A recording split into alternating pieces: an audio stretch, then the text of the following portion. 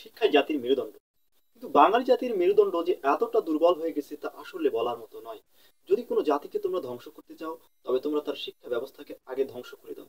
কাকতালীয় ভাবে বাংলাদেশে যেন সেটি হয়েছে। মাত্র 12,500 টাকায় এমপিভুক্ত শিক্ষকদের এই জীবনযাত্রা আসলে কি হাল, সেটি যেন দেখার মতো কোনো বন্ধব নেই। এত কঠিন একটা অবস্থা, মাত্র 12,500 টাকায় দেশের বিভিন্ন প্রান্তে তারা চাকরি করছেন। যদিও বিগত সময়ে মাধ্যমিক শিক্ষায় অবকাঠামোগত কিছু উন্নয়ন হয়েছে, কিন্তু শিক্ষকদের জীবন পরিবর্তনে এবং তাদের গুণগত মান পরিবর্তনে তেমন কোনো রকমের ব্যবস্থা কিন্তু লক্ষ্য করা যায়নি। কাজে এমপিভুক্ত শিক্ষকদের ভাগ্যের আকাশে কি হতে চলেছে তা কিন্তু বলা বেশ মুশকিল। ইতিমধ্যেই নানা রকমের দাবি দাওয়া উত্থাপন হয়েছে, সেগুলো নানান আলোচনা সমালোচনা হয়েছে, কিন্তু কোনো দাবি পূরণ না হয়ে সর্বশেষ গিয়ে দাঁড়িয়েছে আগামী জুনের বাজেটে। আগামী জুনের বাজেটে এমপিভুক্ত শিক্ষকদের জন্য কিছু করা যায় কিনা সেটি নিয়ে কিন্তু সরকার চিন্তা ভাবনা করছে।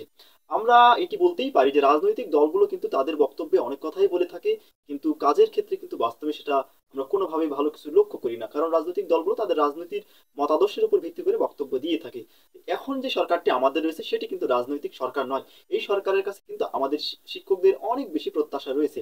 তো এমপিভুক্ত শিক্ষকদের জন্য এই যে শিক্ষার বড় একটি অংশ বেসরকারি ভাবে রয়েছে এবং যে করুণ একটা অবস্থার মধ্যে রয়েছে তাদের শিক্ষকদের জীবনযাপন, সেটা নিয়ে যদি এই অস্থায়ী সরকার যদি কিছু না করে, কারণ অন্তর্বর্তী সরকার তো আর দীর্ঘদিন থাকতে পারবে না, তাদেরকে একসময় না একসময় চলে যেতেই হবে। কাজে শিক্ষকদের পক্ষ থেকে আমাদের প্রত্যাশা থাকবে তারা যেন শিক্ষকদের জন্য, শিক্ষার জন্য ভালো একটা কিছু করে যায় এবং শিক্ষকদের জীবন পরিবর্তনে শুধু অবকাঠামো নয়, শুধু বড় বড় বিল্ডিং দালান কোঠা নয়, শিক্ষকদের জীবন পরিবর্তনে যেন বড় একটা কিছু সামনে আগামী জুনের বাজেটে রাখে, সেটা কিন্তু আমাদের প্রত্যাশা থাকবে। এবং সম্ভবত এমপিও শিক্ষকদের পিঠ কিন্তু দেয়ালে ঠেকে গেছে।